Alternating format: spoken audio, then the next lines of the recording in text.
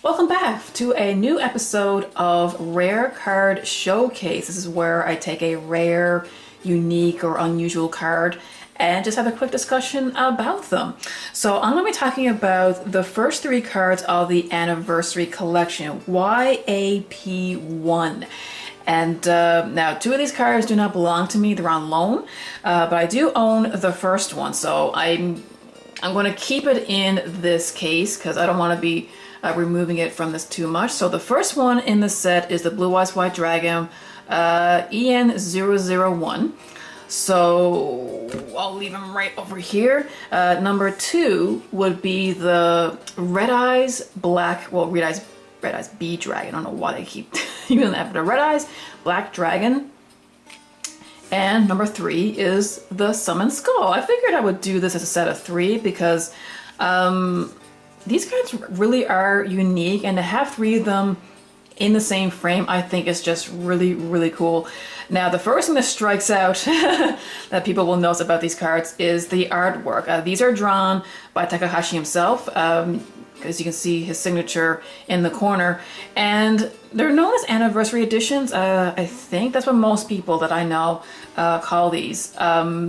I don't know what kind of anniversary, maybe the 10th anniversary, because you gotta remember Yu-Gi-Oh! Existed years before the card game was even official. There was even a card game version of Duel Monster that existed before Konami got a hold of it, or Upper Deck. I know Upper Deck distributed the cards, but Konami, they made them themselves. So okay, now, yeah, I just love these guys so much. It just shows Takahashi's talent front and center in the actual card game. Now, naturally, he's not going to have time to do the artwork of every single card, but, you know, he is behind the designs of the primary monsters that we all know and love. So Blue Eyes White Dragon in this one, he is on top of Kaiba Tower. I'm pretty sure that's what it is. And he's just, like, roaring, screaming, doing what he does with the crescent moon behind him. Very, very elegant pose for this dragon, and he's actually a white dragon. He's not a shade of blue, teal, or whatever it is. He's actually a white dragon with blue eyes. So I like that a lot. Red Eyes Black Dragon, like this is, oh man, like Red Eyes Black Dragon, he does not have as many art variants as the Blue Eyes, but he's still a fan favorite card. Lots of diverse strategies you can use him with. And that's why I like with the Blue Eyes, like Blue Eyes is said to represent power, Blue Eyes is said to represent potential. He's not nearly as strong as the Blue Eyes White Dragon, but he has a lot of strategies that revolves around him.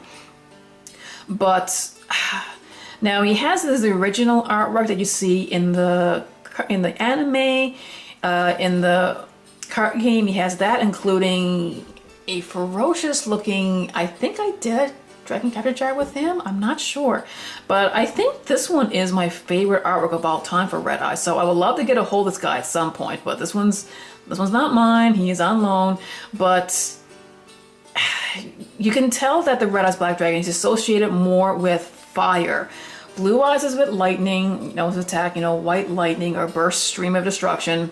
But this guy does burning damage, so he's on a volcano, he's breathing fire, he's showing off his teeth and his claws, and, you know, he's a black dragon, you know, he's not a shade of gray or red or nothing like that. Like, he's a black dragon with red eyes, and I love it. Like, I think Red Eyes Black Dragon is one of my favorite dragons next to Blue Eyes and Tyra Dragon. Like, he's just, I just love him.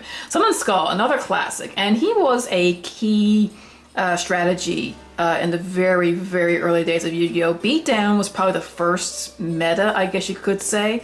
You only needed one tribute to get out, 2500 beat stick, and most people would get him out and basically equip him with a card. He was also searchable off the effect of, I think it's Sangan or Witch of the Black Forest, but it was one of them. If one of those cards hit the graveyard, you could search a monster with a defense of 1500 or less. And this is the card that most people go for. Now, I'm thinking this is based off the original design of the Summon Skull. This guy is red. His face, oh my goodness, does not resemble the Summon Skull that we know, like in the current card, artwork of the card game, even the manga. So I don't recall seeing him in the very early days of the manga, but I'm sure this is what this guy's based of. And he has a staff. He did not have a staff in the regular, I guess in the first printing of the card game when it came out. But the art is just very, very interesting. So yes, so that's why I want to talk about these guys right briefly. Like it's very rare that I'm able to get 3 of these cards in my possession side by side. So I'll have to return these back to my friend back at the locals. But I've had Blue Eyes White Dragon for the longest time. It was practically gifted to me. My husband, he was my boyfriend at the time, someone at a convention came home. They had a bunch of these. These were like $1 a piece at the time. And so, oh, you're going with the dragon lady, right? Well, she loves dragons. Well, here you go. Like, she can have one. So, but these are worth a lot more now. So I'm going to put these guys back in their protective cases. But yeah, thank you so much for hanging out with me and talking about these cards. Now, what do you all think? Do any of you have these cards? What's your opinion on these artworks? Let me know in the comments below, and remember to be a good sport, to play the game, not the fame.